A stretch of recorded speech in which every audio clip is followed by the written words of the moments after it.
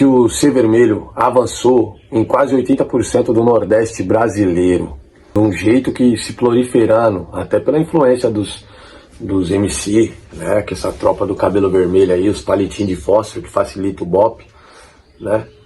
E agora eu te pergunto uma coisa, a mídia tá e todos os integrantes do PC sempre foram Lula. E agora a segurança pública tá indo contra o C Vermelho, brecando o crescimento do C Vermelho, que tá tomando espaços do PC. Tropa, acorda, irmão. Eu não tô defendendo o C Vermelho, longe de mim, vocês sabem. Eu acho que a operação foi um fracasso porque foi muito pouco. Foi muito ele lá contra o Luciano Huck, que é um enviado do Capiroto na Terra.